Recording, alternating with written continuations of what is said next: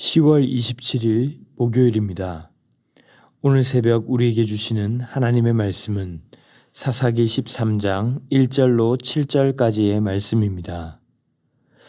이스라엘 자손이 다시 여호와의 목전에 악을 행하였으므로 여호와께서 그들을 40년 동안 블레셋 사람의 손에 넘겨주시니라. 소라 땅에 단 지파의 가족 중에 마누아라 이름하는 자가 있더라. 그의 아내가 임신하지 못함으로 출산하지 못하더니 여호와의 사자가 그 여인에게 나타나서 그에게 이르시되 보라, 내가 본래 임신하지 못함으로 출산하지 못하였으나 이제 임신하여 아들을 낳으리니 그러므로 너는 삼가 포도주와 독주를 마시지 말며 어떤 부정한 것도 먹지 말지니라. 보라, 내가 임신하여 아들을 낳으리니 그의 머리 위에 삭도를 대지 말라. 이 아이는 태에서 나옴으로부터 하나님께 바쳐진 나실인이 됨이라. 그가 블레셋 사람의 손에서 이스라엘을 구원하기 시작하리라 하시니 이에 그 여인이 가서 그의 남편에게 말하여 이르되 하나님의 사람이 내게 오셨는데 그의 모습이 하나님의 사자의 용모 같아서 심히 두려움으로 어디서부터 왔는지를 내가 묻지 못하였고 그도 자기 이름을 내게 이르지 아니하였으며 그가 내게 이르기를 보라, 내가 임신하여 아들을 낳으리니 이제 포도주와 독주를 마시지 말며 어떤 부정한 것도 먹지 말라. 이 아이는 태에서부터 그가 죽는 날까지 하나님께 바쳐진 나실인이 됨이라 하더이다 하니라. 아멘. 입다 이후에 입산과 엘론, 압돈이 사사로 세워지고 얼마간 평온을 유지하는가 했지만 이 평화는 어디까지나 이방과 하친하며 얻은 임시적 평화에 불과했습니다.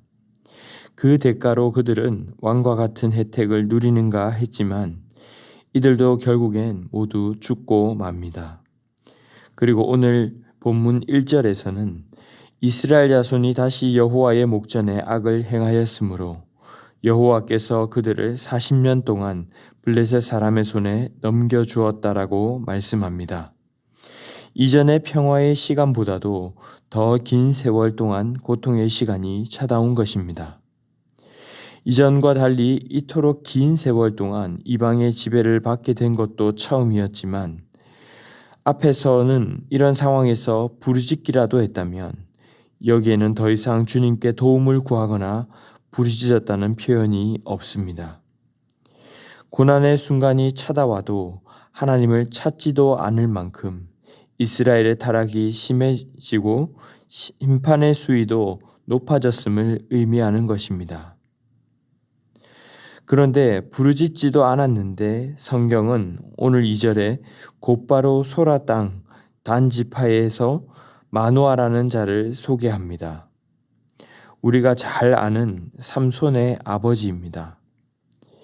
고통이 어디에서 비롯되었는지 생각조차 하지 않고 하나님을 찾는 것조차 잊어버린 이들을 하나님은 그대로 내버려 두지 않으시고 구원하는 사역을 여전히 하고 계신 것입니다.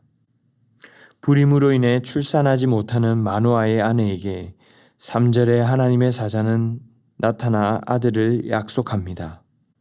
하나님의 사자는 태어날 아들을 나실인으로 이미 정의해 버립니다. 당시의 나실인은 구별하다, 바치다, 신성하게 하다라는 의미로 세 가지를 피해야만 했습니다. 먼저는 술과 더러운 음식을 멀리하고 또 머리카락을 잘라서는 안 되며 죽은 짐승이나 사람을 만져서도 안 되었습니다.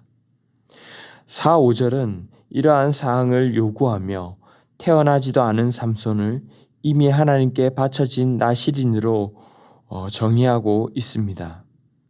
그리고 그를 통해 블레셋의 손에서 이스라엘을 구원하실 것이라고 말씀하십니다.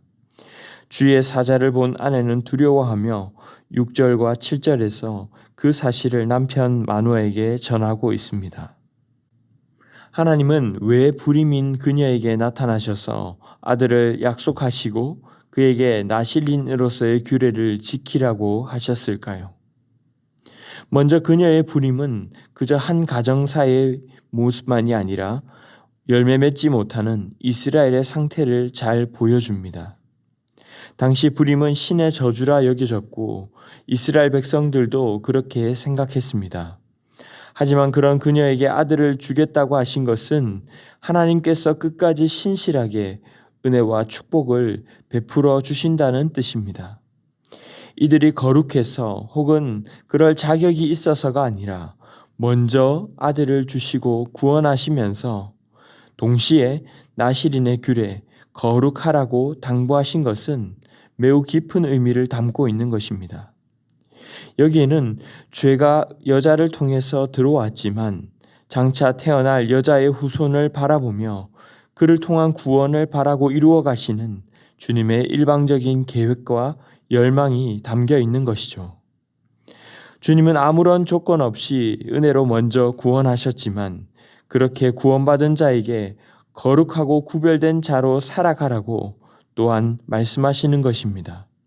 물론 삼손의 삶이 이조차 전혀 반영하지 못했다는 것을 우리는 잘 알고 있지만 주님의 뜻은 먼저 우리를 구원하시고 또 구원받은 자로 거룩하고 구별된 백성으로 살아가도록 부르셨다는 것입니다.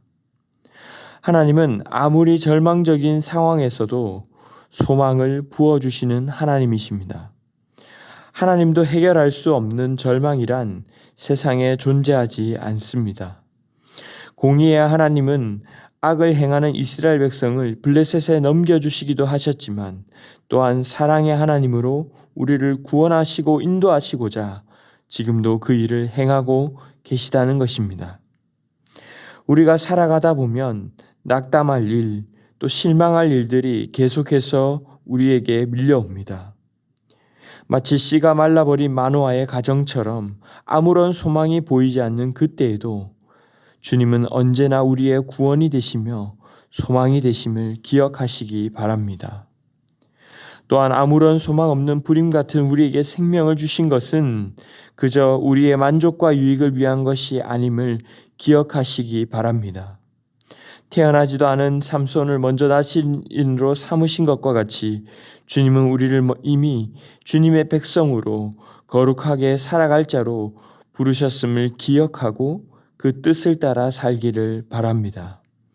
그리하여 절망적인 세상에서 빛을 잃은 자들에게 그 빛을 전하며 소금의 역할을 감당하는 사명으로 오늘 하루를 살아갈 수 있기를 바랍니다.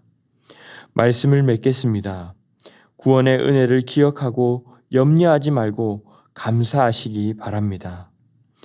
억만 죄악에서도 우리를 구원하셨으면 우리가 어떤 상황에 놓여 있더라도 소망이 있음을 기억하고 감사하시기 바랍니다. 그리고 하나님의 말씀을 따라 세상에서 구별됨으로 거짓과 탐욕, 죄악을 멀리하는 삶을 살아가시기 바랍니다. 우리의 힘은 세상의 다른 어떤 것에 있지 않습니다.